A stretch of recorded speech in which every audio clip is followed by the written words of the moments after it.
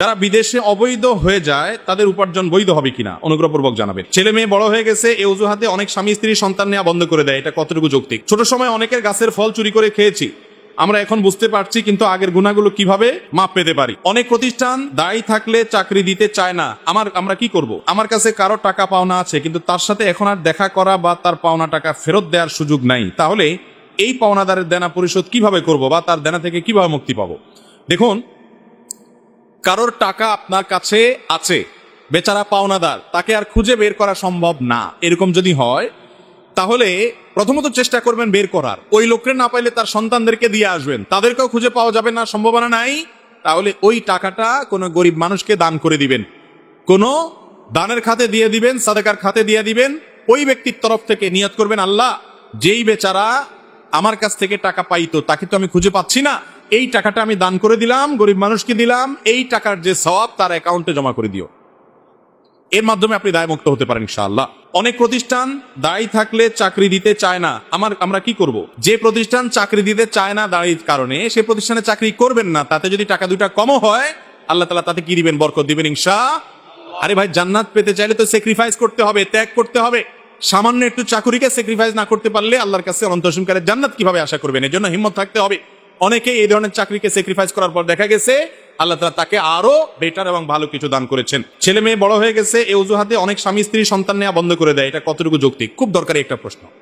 অনেক দম্পতি এই কাজটা করেন, বলেন যে ছেলে মেয়ে এখন বড় হয়ে গেছে, তাদের সামনে বাচ্চা হলে তারা কি মনে করবে, এই জন্য আর বাচ্চা নেয় না। এটা খুবই জঘন্য একটা বিষয়। মনে রাখবেন, পশ্চিমা দুনিয়ার মানুষরা আমাদেরকে বুঝাইছে যে ছেলে হোক মেয়ে হোক দুইটা হলে সুখী পরিবার হওয়া যায়, ছোট পরিবার সুখী পরিবার। আমরা যে দেখি যত দুঃখ হয় আজকাল, বেশিরভাগ দুঃখ হয় হলো ওই তথাকথিত ছোট পরিবারের মধ্যে। ইহুদিরা এক সময় তারা যখন আমাদেরকে জন্ম নিয়ন্ত্রণের ফজিলত শুনাইতো, তারা পশ্চিমা দেশগুলোর রাস্তা 5টা 7টা 8টা তাদের বাচ্চার সাথে নিয়ে ঘুরে বেড়ায়। তারা নিজেরা ঠিকই বুঝে যে মানুষের মূল্য কত, জনসংখ্যা এটা কোনো বিপদ না, জনসংখ্যাকে জনসম্পদে রূপান্তরিত করতে না পারাটা হলো বিপদ।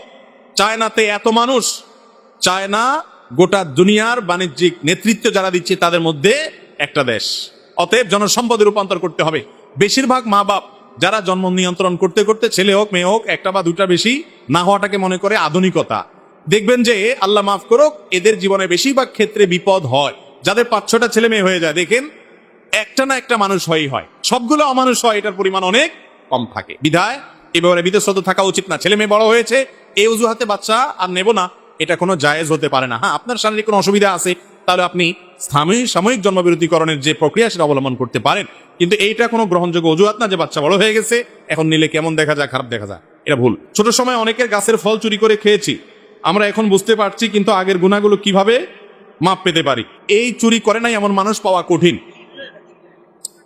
হুজুর গায়রে হুজুর সবাই আমরা কম বয়স এই চুরিটা ছোটবেলায় আমাদের হয়ে গেছে, তাই না? এই জন্য এই প্রশ্নটা সব জায়গায় গেলেই পাবলিক করে প্রায়। দেখেন, ছোটবেলা যাদের গাছের ফলটা চুরি করে খাইছেন বেশিরভাগই চাচা জ্যাঠা আশপাশে ময়মরব্বী হবে, ঠিক না? কারণ আরেক গ্রামে করে তো যা চুরি করেন নাই।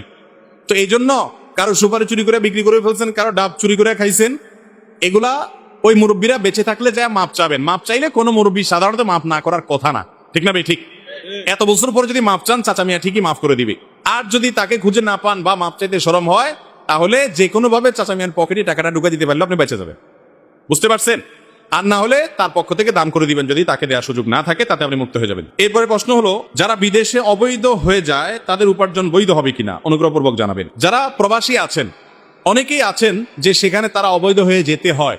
মিডল ইস্টে অনেকে আছেন যে হয়তো কফিল থেকে তিনি ভেঙে গেছেন, কফিলের অধীনে আর কাজ করেন না, তাহলে এখন যে তিনি উপার্জন করছেন এটা হালাল হবে নাকি হারাম? এটার উত্তর হলো, আপনি যে উপার্জনটা করছেন, আপনি যে কাজটা করছেন, সেই কাজটা যদি বৈধ কাজ হয়, কোনো অন্যায় কাজ করছেন না, হালাল কাজ করছেন এবং তার বিনিময়ে আপনি পারিশ্রমিক নিচ্ছেন, তাহলে সেক্ষেত্রে আপনার উপার্জন হালাল হবে। আপনি যে ভেগে এসেছেন বা দেশের নিয়ম লঙ্ঘন করে অবৈধ হয়ে গেছেন সেটা ভিন্ন অন্যায় কাজ, সেটার জন্য ভিন্ন গুনাহ হবে, কিন্তু তাই বলে আপনার উপার্জনটা হারাম হবে না। কারণ উপার্জনটা হবে শ্রমের বিনিময়ে পারিশ্রমিক নেওয়া, শ্রমদার দিচ্ছেন বৈধ খাতে, পারিশ্রমিকটা হালাল হবে। আর যদি আপনি অবৈধ কাজ করেন তাহলে আপনি সরকারের খাতায় বৈধ থাকলেও আপনার উপার্জন কি হবে? হারাম হয়ে যাবে।